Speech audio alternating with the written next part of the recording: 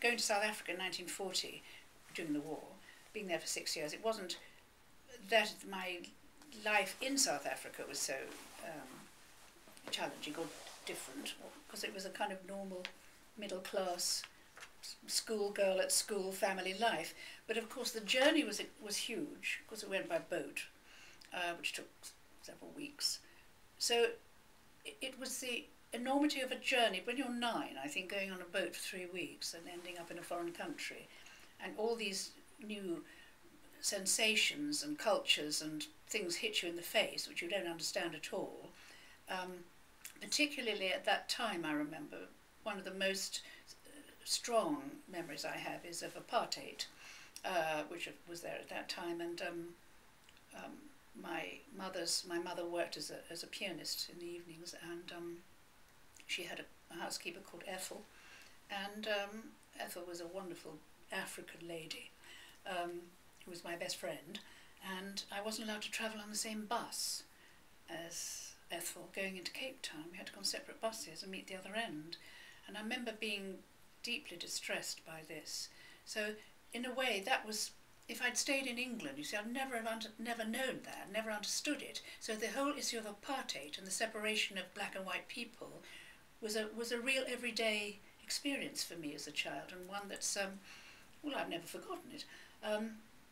So that, and also seeing my first wild animals in Kruger, first lions in the wild. Kenya. It was that experience and the wildness of Kenya, and it wasn't just the wildlife, it was the wild landscape and the clouds and the mountains and the atmosphere and the dawns and the sunset, you know, I mean, just the whole experience of Kenya, and then of course the wildlife too, that, and the people, the wonderful people, so kind and hospitable. And what affects your choice of destinations? Obviously some of the places that you've been to have been as a result of a film or a Born Free project, but I wonder if, you know, given a free choice on your holidays, whether, you know, with your family or now, what sort of things you look for? Or are there places that you would love to go to that you've not had the opportunity? Well, going back to the first part of your question, the reason I've been to certain places, obviously Kenya's had its own, as I've explained, its own kind of draw because of the film, and then subsequently other films, An Elephant Crawls Slowly in '68 and my husband's documentary. So we've been going back to Kenya endlessly, really, over the years. The trip to Zanskar, where we trekked, that was because I was asked to do this documentary for a series, Channel 4 series called The World at Your Feet. And they asked if I would do this trek in Zanskar, and I thought, oh, fantastic. So we did this trek. It was really tough. Gosh, but it was amazing, absolutely amazing.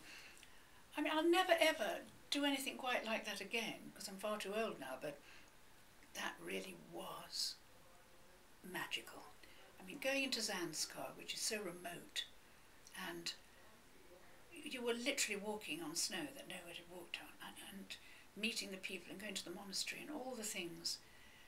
It was deeply moving, actually, because you realise that it was only for a few months of that year, each year, you can go, and the rest of the time they're secret and hidden because of the weather and snow and everything. Oh, it was very tough, but it was worth every painful step.